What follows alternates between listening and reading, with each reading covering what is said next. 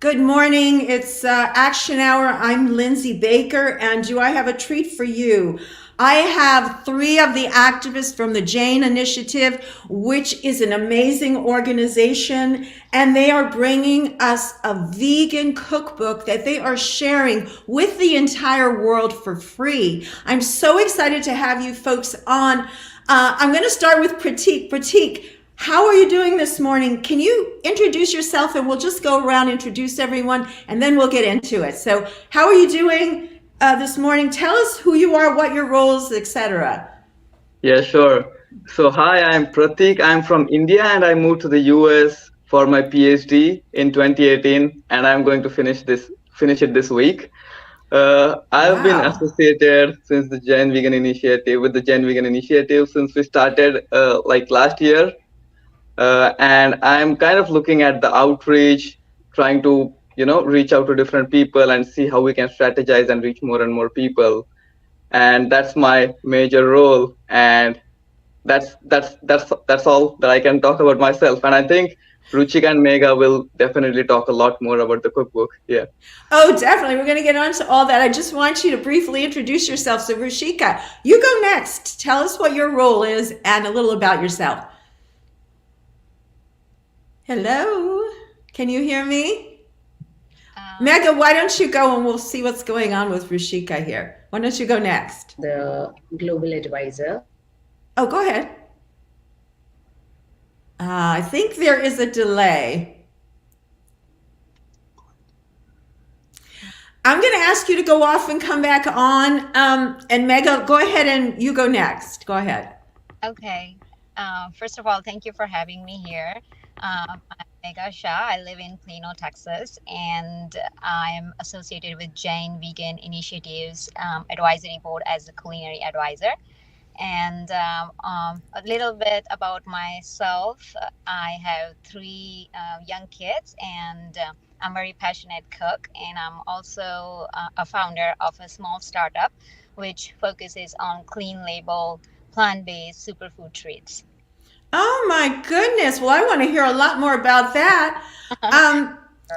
Let's try Roshika one more time. She is coming to us from India, and we're not sure if the connection is going to work. We're going to add her to the stream, and let's see. Can you hear me? We're not getting a picture. Okay, we have a picture. Can you hear me? Yes, I can.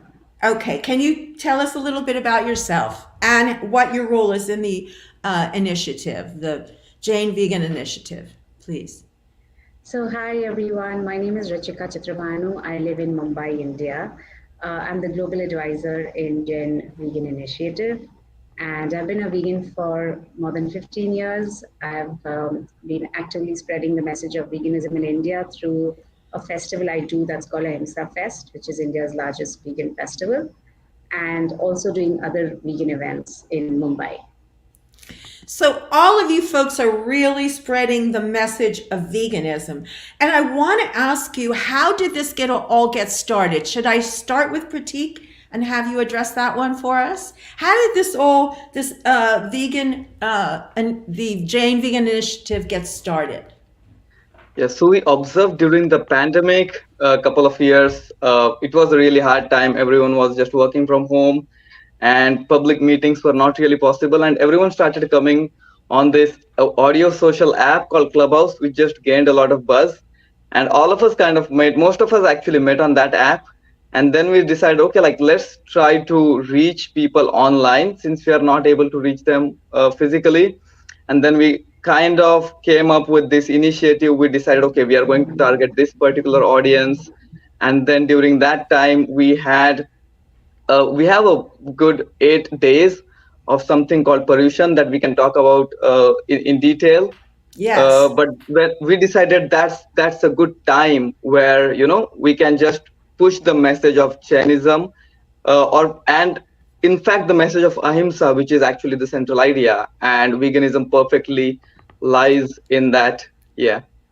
Yes, I'm so glad you brought up Ahimsa because I was able, from one of your sponsors, Love and Arms Sanctuary, who we have had on here before, I was able to download a little clip, and I'm going to just show the first few minutes of it, because I do want to define that term a little bit for our audience. So here we go.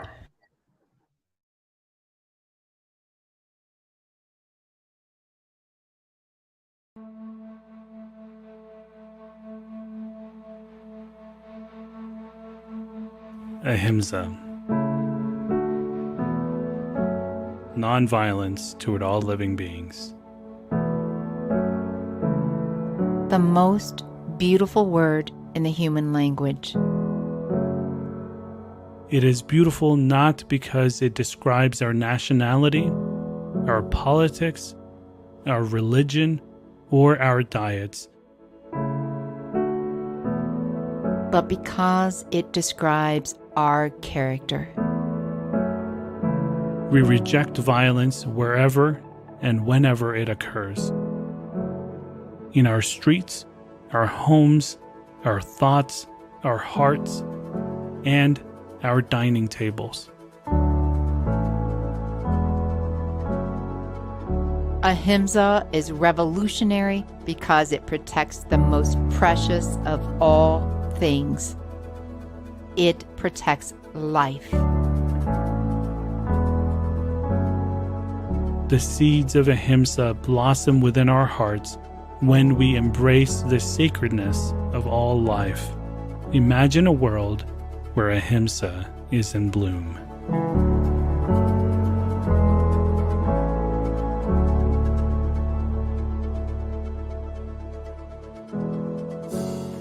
All beings deserve to live a beautiful life with independence.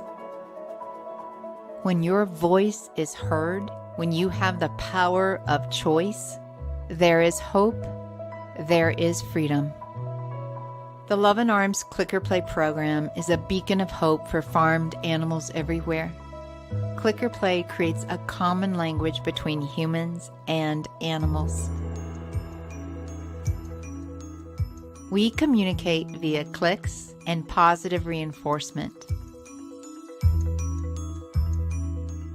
It allows us to hear their voice, and it allows them to exercise their power of choice. Our incredible community of volunteers has been an integral part of the Clicker Play program at Love and Arms. A volunteer is paired with a resident and works with them weekly. Each resident has an individual enrichment plan tailored to their specific goals and needs.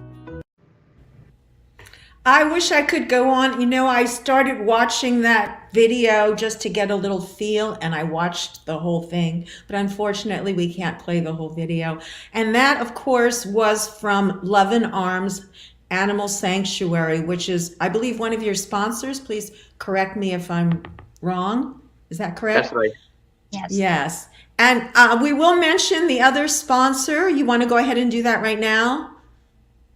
Is it JAINA, the organization? Yeah, so we have had some anonymous donations from a few individuals, and Loving Arms actually is the sponsor for this cookbook. We have a lot of other organizations who supported this initiative, like the JAINA, which is actually a federation of all Jains in North America, and the Young Jains of America, the Young Jain professionals. But we really want to thank Loving Arms for taking a lead in the sponsorship of this cookbook. Yeah.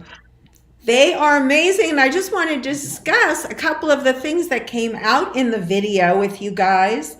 The concept of rejecting violence, particularly on the dining room table. Would anyone like to address that?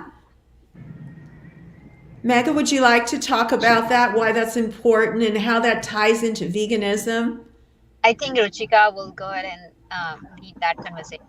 Perfect. Go ahead, Ruchika. So, ahimsa is the core principle of Jainism.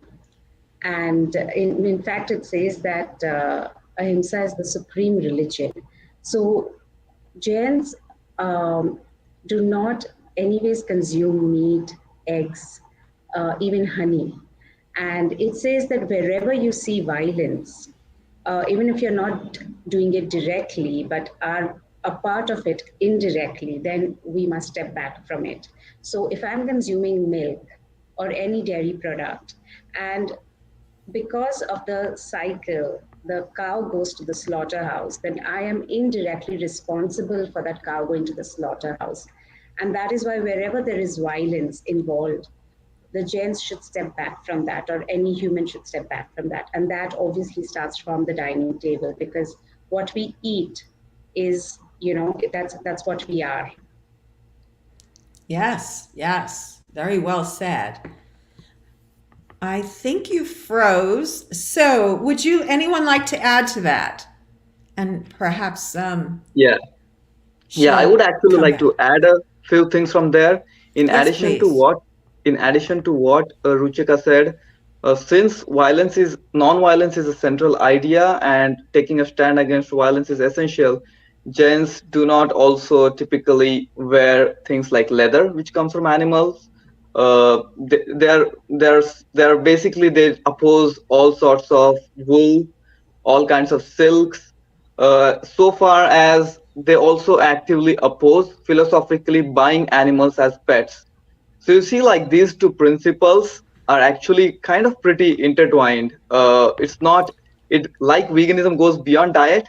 The principle of non-violence definitely goes beyond diet. But like we know, animals are harmed the most when it comes to numbers on a dining table. And I liked what you were saying, and I think this is one of the things that Love in Arms Animal Sanctuary talks about when they talk about how they work with the animals that they've rescued. And they talk a lot about the animal's voice and the animal's choice. And they said, if it's okay for me to paraphrase, they said that it's important that they live their life and fulfill their life as much as possible. And so they use that click. They have a certain technique. Are you familiar with that? Of how they actually train the animals to be able to give them a voice, and it's quite unique. Are you familiar with that? Anyone want to comment on it? Yeah, we did. Yeah, we did speak to folks from Loving Arms, and we actually discussed about this. And it's also discussed in a lot of books where people work with animals. They kind of train animals in sanctuaries and stuff like that. So it's really fascinating that they have their own language, their own behavior, and we can interact with them not just by observation, but actual active interaction. Yes, yes. So the next thing we want to talk about, and I think this is one of the most exciting things, is the cookbook, the free cookbook that you guys are offering. Who would like to field that one? Who wants to start with that? So I'll go ahead and Yes. say a little bit about the cookbook. So this cookbook project, actually, when we started last year, it was mainly aimed at inspiring Jains in global community to embrace vegan lifestyle. So as you heard from Ruchika, that during Paryushan, which is the holy festival of Jainism, we observe very strict diet, and that typically does not include any fresh vegetables as well.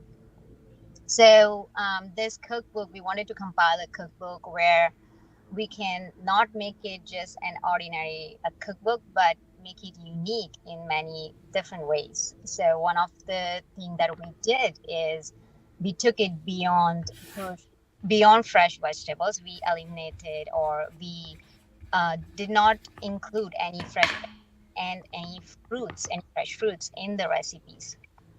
So all the recipes that you see in the cookbook are actually not only vegan, but also they do not include any fresh vegetables and fruits. So for many, it was surprising, like, okay, if you don't have fresh vegetables and no fruits, then what do you eat? And it is when you actually look at the cookbooks and the images and all the recipes, they look so appetizing. And so a lot of thought process and a lot of teamwork went into this project. Yes. But we finally compiled it together, and it came out in such a way that not only it has recipes, but also it talks about how veganism is helpful for environment and for our health. We also focus on the resources link that is provided for those who seeking support post Paryushan, which means that holy festival is finished, and then they still want to continue this diet, where we do include plants, all the vegetables and fruits. However, we still eliminate dairy or do not consume dairy and just apply veganism in daily routine life. So we provided resources, and the links that who need support, they can click on the link. They can go to different pages on Instagram. They can follow some groups and find more help that way. Well, let me just stop you for a second so we can explain a little bit more to the audience. So Okay. the cookbook is for everyone. Yes. So anyone can use it. But it's particularly for this religious period of time, the sacred period of time, for Jains to follow a diet without fruit and vegetables. And let's just talk about that for a second for the rest of the audience, because they're probably wondering why you would eliminate fruits and vegetables.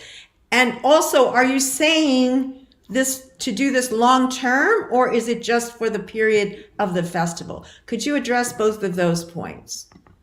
Yes. So I'll address one of the point, and the second point, Ruchika will do it better. Okay. Meaning, from the ahimsa perspective, so she will take care of that.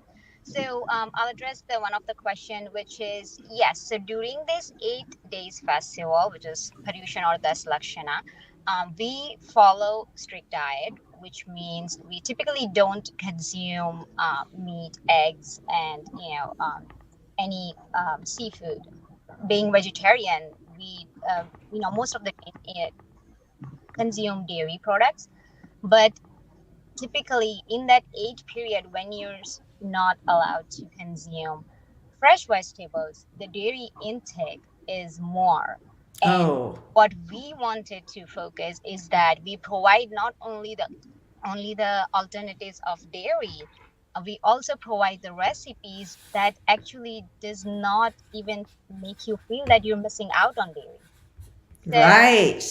so that was very important part, because we at the same time we wanted them to enjoy the food that they're eating and be satisfied, and also feel that they are still observing Paryushan the way it is supposed to be, without any consumption of dairy and without hurting any animals at all.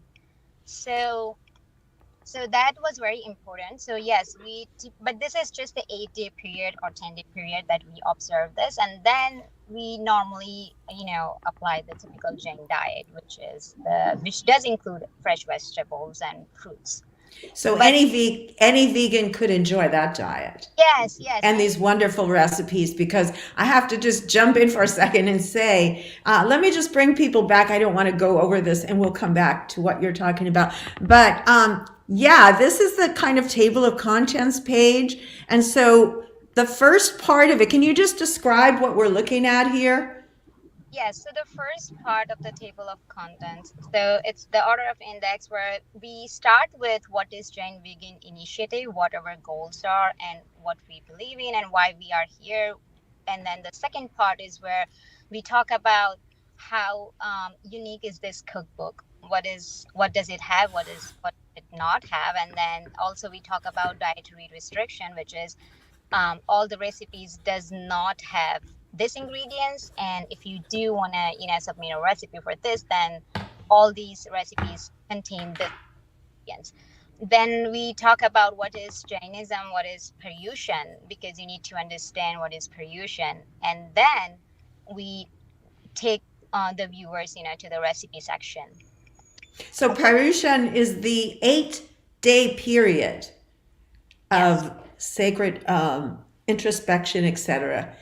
That is just amazing. And then, so let's have Ruchika talk a little bit about, for the curious audience, briefly about why no fruits and vegetables and how that ties into ahimsa, Okay, so please. according to the Jain philosophy, all life is divided into 5 categories.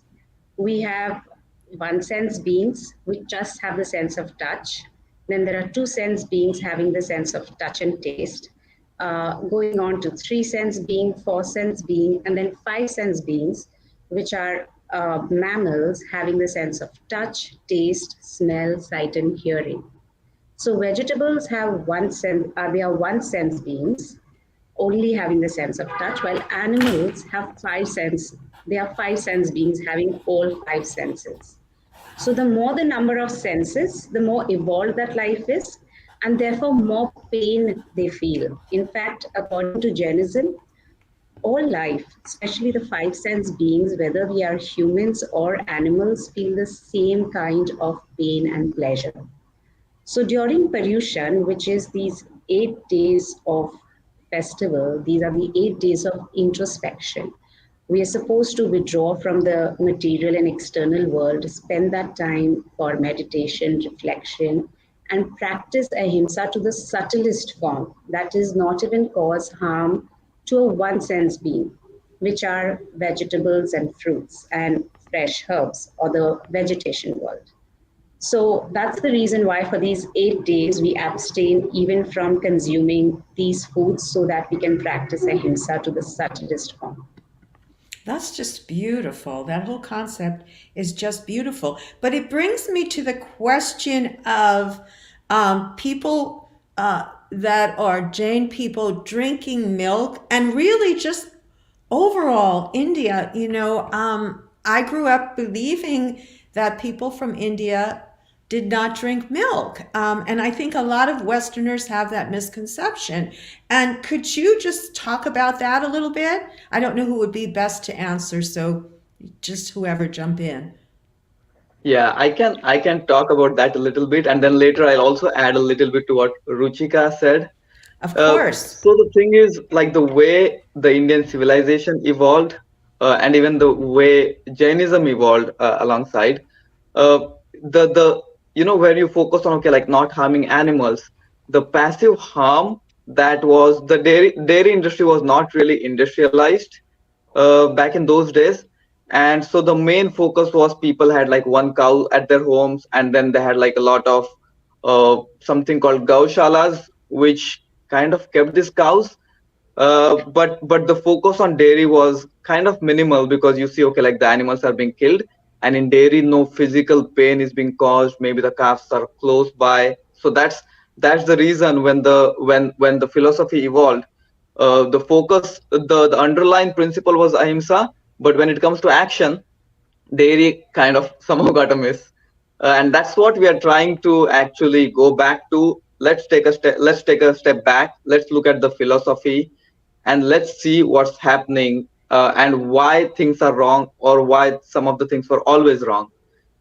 So that's kind of the problem with India. So you have a lot of vegetarianism, but the awareness about dairy is still pretty low. Interesting. Yeah, Interesting. and Go ahead. Sorry. yeah, and also just want to touch a little bit upon like what Ruchika said. So this 8-day period is towards the end of a larger 4-month period. And I actually want to take you to India, where the seasons are divided, where you have like a rainy season, monsoon, you have a lot of rain. Then you have the winters and the summers, basically. So this 4-month, which is the rainy season, this 4-month larger period called Chaturmas, it kind of overlaps well with this rainy season, and you see a lot of these insects. You start seeing a lot of them on leaves, you start seeing a lot of them in the fruits, and you have a lot of insects. So while you are harming, or like while you are plucking the fruits, vegetables, you see that you are also going to harm a lot of these, or when you are like uprooting something, you're also going to harm a lot of these insects, which do have the ability to suffer. So that is one of the reasons why during these 4 months period, and then there are a lot of people who can't really observe that for like a period of 4 months. So towards like so in this 8-day period, we kind of really focus hard on ahimsa and self introspection as an essential part. I see. Well, thank you for clarifying this. I think the next thing we'd like to talk about, I know that you mentioned you'd like to talk about the course that you put together. Now, was that a free course, Beyond Vegetarian course, or who would like to address that one? Yeah, sure. I can talk a little bit about that. Please do. So yeah, we have so there is an academy called Aryanta Academy, which kind of talks about Jainism, which has a lot of people who do a lot of research. And we thought, okay, this might be a good place where we can talk about Jainism and its relation with veganism, and how do you look at vegetarianism and veganism go beyond diet in the context of Jainism. So Nisha Ivy Mehta, who is actually on the board, who actually leads the Jain Vegan Initiative part, along with Sunny Jain, who founded it.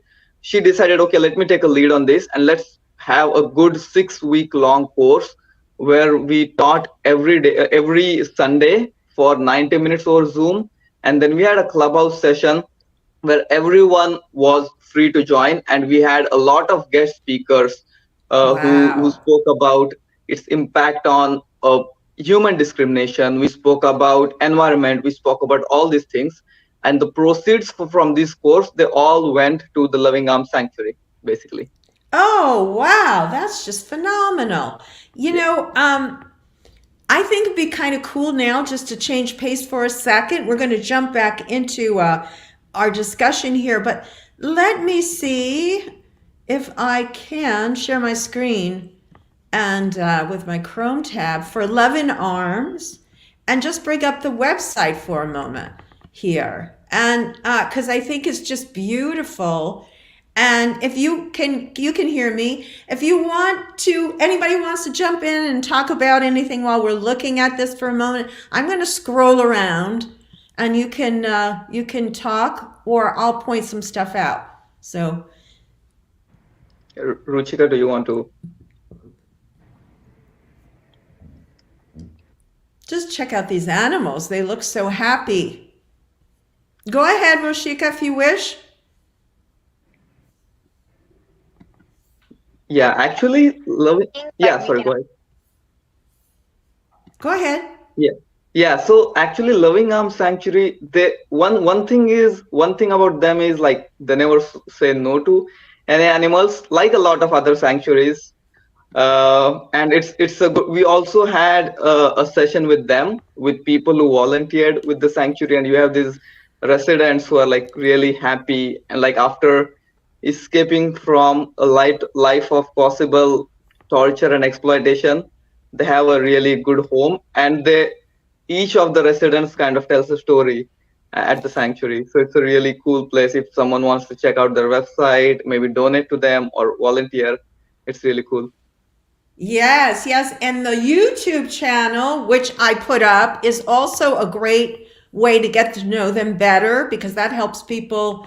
I always love to know the organizations, of course, that I'm donating to, and that my money is going for a good cause. And this is definitely an outstanding organization. And you can go. I was really entertained on our YouTube channel, and I think they need a lot more likes and a lot more subscribers. So that's another good way for people to help out. When you share out information, you're actually helping the organization. If you're sharing their posts, if you're commenting, it just helps a lot. So I did want to give that shout out to them, and continue our conversation about the course a little bit more. Was this course available to everyone? And it was, you explained that the proceeds went to Loving Arms, but is any of, I guess what I'm trying to say is, any of the information available now to a massive, to the mass audience? Yeah, definitely. So if you if you are aware of this audio app Clubhouse, after every 90-minute session, we had a 30-minute session which actually focused on one particular topic. And we had guest speakers who were health professionals, or who are working in like animal, basically looking at animal agriculture and how to move away from that. So the replays are still up there. And if you want to know anything about that course, you can always reach out to us through our Instagram handle, and we'll be happy to share. So we spoke about Also, we spoke. your email, and I'll just jump in for a second. Here's your email, here's your WhatsApp, and I'm going to put these in the top pinned to the link pinned at the top of the post, links to all of this information so folks can reach you. Go ahead. Sorry. Go ahead. Yeah, and yeah, this was a really. We also offered scholarships to people who wanted to know but who couldn't afford. It was a $50 fee actually, because we just wanted to be able to create a value, and we can, kind of help the sanctuary as well. But otherwise, Yes. we also had an option where you could apply for scholarships if you can't really afford that fee. So it was more Oh, about spreading the message than the fee we collect, that we ultimately donate to Loving Arms. I love that. So if folks couldn't afford it, they could apply for a scholarship. That is so cool. And the Yeah. money went to Love and Arms, which is an amazing sanctuary that we just looked at. What else can we talk about? What have we not covered yet? Do you want to talk a little bit about JAINA and kind of give them a little bit of a shout out here? And then we'll go on to whatever else you'd like to cover. Go ahead. Yeah, sure. I let Ruchika and Megha talk about JAINA as well, or like about other organizations, or about what's happening, what they have on their mind as well. But I would definitely like to thank JAINA, because they have been a massive support. The cookbook, we have been able to reach close to 50,000 people, of which JAINA helped us reach 30,000 people. And the president of JAINA has been really, really supportive of the initiative. So that's a good thing. JAINA, we also have the Jain community also has an organization which is again a part of JAINA called the Young Jains of America, and they have their convention, a big convention, which went vegan this year. And then Wow. yeah, That's and then JAINA has a convention coming up in 2023, and we are trying to like maybe help JAINA make that yeah. vegan, and we'll see how that goes. But yeah, I Oh, just wanted to share that, and I let Ruchika and Megha chime in if they want to. absolutely. Let's start with Ruchika. Go ahead. So, Lindsay, regarding India and why it is so heavy on dairy that we were discussing earlier, it's also because people in India are very conditioned by tradition and by somewhat like history, like what Mahavir did or what Krishna did. So maybe sometimes because they are so conditioned, they are not able to accept what's really happening in the dairy industry. Also in India, there is no, we have a cooperative here, where the farmers who own cows give the milk to an organization, and then they send it out to different parts of India. Anyhow, those small farmers are also eventually sending the cows out to the slaughterhouse once they stop giving milk. So it's about this conditioning that we need to let go of. And if we have to speak from Jainism point of view, it very clearly says that when you see that there is a violence involved somewhere, even indirectly, don't be part of it. So, like I mentioned before, that if I'm consuming dairy and if the cow is going to a slaughterhouse at the end of it, then I am being an equal part. I might not be killing it I'm not killing it myself, but I'm equally responsible. So it attracts the same kind of karma that someone would attract if they were killing that animal themselves. So, from the philosophical point of view, it's very clearly stated to stay away from violence. Absolutely. And I think everyone can take some advice from that, take that advice to heart, because look what's going on in the world. I think if everyone adopted ahimsa, we'd be in a much better place right now. Megha, would you like to weigh in on that Yes, topic or anything yes. we've discussed? Go ahead. I do want to talk about a little bit more about cookbook. That the whole project, once it was completed, it was a big hit. We did not expect many people to circulate it with the community, even outside the community. So we were overwhelmed by the response we received from people. And also, like on Instagram, like I said, it went viral. And then Jaina helped us a lot in circulating this whole cookbook by email. And Pratik has the data on that, like how many people we reach, how many countries was it circulated in, and all that he can talk over a little bit later. But what one thing I do want to mention, that the most unique part about this cookbook was that it was made a community cookbook. That means the recipes that we included in this cookbook, we didn't want to just get it from any bloggers or recipe developers or chefs and tell them to customize it and put it in this cookbook. We wanted people to come and participate in this project. So, and what we did is we invited people to create Paryushan friendly recipe based on the dietary restrictions those were provided. And then we got such a good response from everybody, from people like from a mother, from a sister, from a normal person, from also a blogger. So everybody contributed their recipes, and the amazing part is that 60% of this cookbook recipe came from non-Jains, which means Right. they didn't even know the concept of Jainism. They didn't even know what Paryushan was, and they still read through the instruction and they tweaked their recipes to make it vegan and Paryushan friendly. So that's Wow. amazing. And all these people are from Europe, from India, from all over the places. So, and they have some are just home cook, and some of them are famous chefs. So it's a combination of everybody. So this cookbook is just it helped. The outreach helped actually so much, because everybody who participated in this cookbook also wanted to reach out to other people and say, hey, look at this, my recipe is here, and this is the cookbook I participated in. So it was awesome. The spread was awesome. And then we also wanted to give it a personal touch, so we could have just put the recipe from such and such, but we didn't stop there. We wanted their pictures or photographs in the cookbook. We also included their personal note on each recipe if they want to share some memory with the particular recipe. Wow. So and that way, so when you go through the cookbook, it's absolutely free, of course, to download.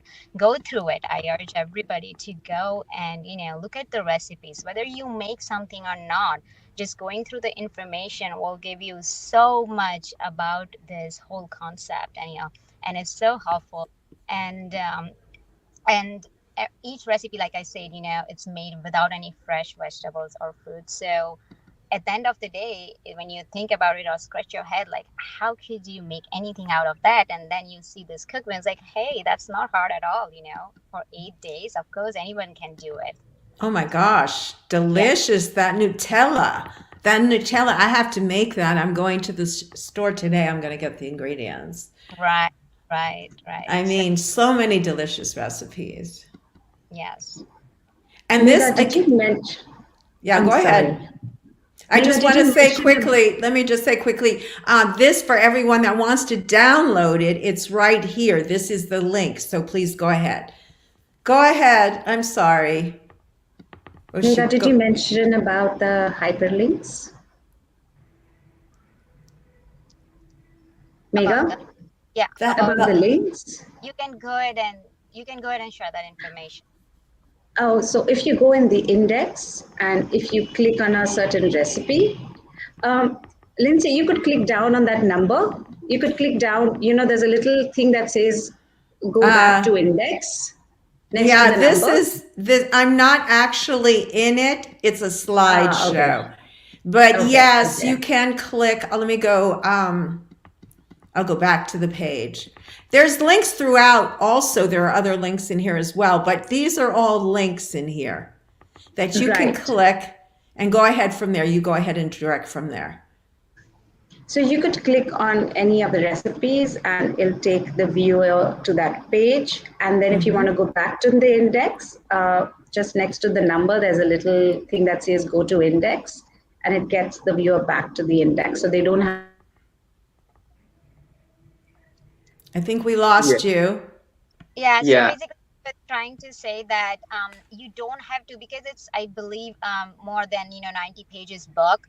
So you don't have to scroll through every single page in order to Right. somewhere. You can use the index and click on that recipe. It will take you there. And also, when you're on certain page, there is a, on the right hand side corner, there is go to inbox button. When you click on that, then you'll be brought back to the index. So that's, and you can navigate yourself further, whatever, on the whatever the topic you want to read on. So Yes, yes. It works like a PDF. It was yeah, just because I was using what I'm using to show it on screen. I didn't have that, so I had to go screen by click. But it's good that you pointed out that's not the way it is. It's set up with links, and you can yes, jump back and forth however you like. Very good point. Okay, and you wanted to talk, because we're almost out of time. You also wanted to talk about the reach of the project, I believe. Pratik, you had asked to yes, cover. Yeah, go ahead. Yeah, So, sure. Yeah. So like I said, we reached at least 50,000 people that we were able to track, basically. And the cookbook was circulated through WhatsApp, which a lot of people use in India. So we don't even know beyond that how many people access that, but we did get a lot of messages from the community saying, hey, you should also expand this cookbook. And as a matter of fact, we are planning that towards by the end of this year we have another cookbook that was actually created by Pramodaben Chitraban, who also happens to be Ruchika's mother-in-law. It's called oh. Rainbow. Yeah. So basically, it has a lot of recipes which people can try even outside this 8-day period of Paryushan. So we have reached a lot of people, and there is an increasing demand. Yeah. I could see, and I think after, like I said, all the non-vegans get to see this cookbook, hopefully through the show. And I'm going to ask people to please share out this video. We do have a couple of comments, and I'm going to let each of you, before we close up, have a few moments to speak on whatever you didn't get to talk about. But there were a couple that I go through. One person here said, I sure learned a lot here, which is amazing. So please share this out with others. Another person said this is so great. The next one, can people visit the sanctuary? Does anyone know the answer to that? Love and Arms Sanctuary? yes. Yes. Yes, so And they can. So they're located in Colorado, and when you go to their website, you can actually reach out to them. You can either call them or schedule, or send them email and schedule. So they do offer, I believe, stay like however you want to spend your day. They lay out if you want to stay there, and then plan like 3-4 days spending animals. They will basically discuss with you, and then they will send you the information. But yes, in advance, if you let them know that you're planning to come out, they will do everything to make your stay and everything to make your visit pleasant. that's wonderful. And Tom Vincel made a couple of comments. He said, please post the link. I absolutely will. Please share it out. Everyone, I know you will, Tom. But I'll put them at the top. I'll put the link to the cookbook and how to reach these folks, the Jain Vegan Initiative. And okay, let's just go around. I think that's all we've got for that right now. And we're running out of time. So let's go around and let everyone just kind of wrap up whatever you'd like to add that you didn't get a chance to say. I'll start with Mega and we'll go around. Go Yeah, ahead. I got to say everything I thought that I would discuss in this session. Okay. Except one thing, that I am speaking here from my car because I'm in Dallas right now, and then I'm just right outside the Vegan Dell Festival that's happening for the first Wow. time in Dallas. And after the show, I'm gonna just hop out there and enjoy that. So that's why I'm here. So excuse me for my location or maybe the background noise that you may be hearing when I was talking. But Oh. but other than that, I'm really grateful for this opportunity, and it's a very nice session that I was involved in. Well, thank you so much. And wow, yeah, that's a really important festival. Maybe we'll have you come back and talk about that Yes. another time. That'd be great. I think we lost Roshika, but maybe she'll come back on. So I'm going to put Pratik on. Oh, there she is. So Pratik, you go first. Go Yeah, ahead. sure. Yeah, I just want to conclude by saying two things. while we are talking about the reach of the cookbook, we still realize that there's like a lot of challenges. We need to take a systemic approach where we are building like a grassroots movement and also collaborating with a lot of other people. So what we definitely need is a lot of volunteers, because donations is not something that we are like targeting. Like the basic thing is having people to do the work. And yeah, that's the main What challenge type of that volunteers? What type? Name what you so need, yeah, sure. So please. people who can maybe create some posts for us, or people who can communicate communicate and try to help us basically align with a lot of other organizations, like for instance the Unchained TV, where we can put out the words. And then also we also need people who can take the moment and take the time to go ahead and physically do some sort of action, or do some sort of activism. Basically that's a lot of things there. Actually, we also need people who can work out the finances, so that's really important. But again, volunteers to spread the message, create the content.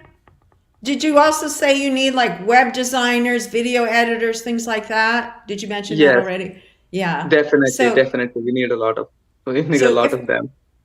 Yeah, so if anybody wants to help, your skills probably are needed in some way. Everyone, and that's the whole thing. I feel like in terms of the veganism and the vegan movement, if we all pitch in, we all have unique individual skills, things we can offer. That actually we have joy offering. And that's the best part, I think, when you offer stuff from your heart with joy, it just expands. And I think that's what is happening with your project. I see great things coming, not that it isn't already great, but I see it growing and growing. So I want to let Roshika speak now. I'm going to put you on center stage here. Go ahead. Anything you want to add before we wrap up? I just want to say that a lot of Jains are a little resistant to accepting veganism, and veganism is not any different from what Jainism is saying. It includes all of that, so it's not any different. It's part of Jainism. It's just a different term that's being used. So, and the other thing is that people can still contribute to the recipe book, and we can add their recipes for next year. So there will be one next year, a new one? Well, we'll update this. We'll add some more recipes to this, and we'll update this and share this again.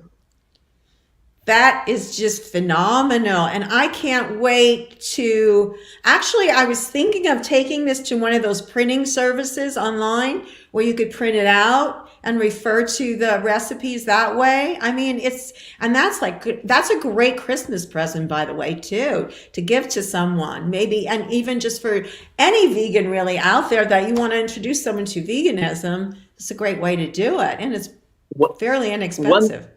Go ahead. One last thing that I'll end with is Yes. I definitely want to thank Lindsay and Unchained TV. And if you have not installed the application, you should definitely. There's a lot of content there. It ranges from like cook shows, talk shows, to like interviews with activists. And I'm a great fan of Unchained TV. Just wanted to put that out there. Oh, thank you so much. Yes, everyone, please download the app, UnchainedTV.com. Go there. You can download the app. It is absolutely free. They don't even ask for your email. So that's why we're getting this wave of people joining. We have cooking shows. We have music and entertainment. And by the way, if any of you folks here from the Jain Vegan Initiative have any videos or films you want to send over, please contact us and we'll talk to you about that. Yeah, we want to have cooking shows with you, of course. Yes. Oh, lovely. That sounds great. Well, we'll get that word to the people at the top for you. Thank you so much for being here today. This was such a positive, wonderful show. Everybody gets the gift of a free cookbook and just some amazing recipes. I'm running out to make that vegan Nutella. I can't wait. So we will see you guys. Thank you all for being here. Thank you for being on, and we will see you all next time. Take care. Bye. Thank you so much. Bye. Thank you.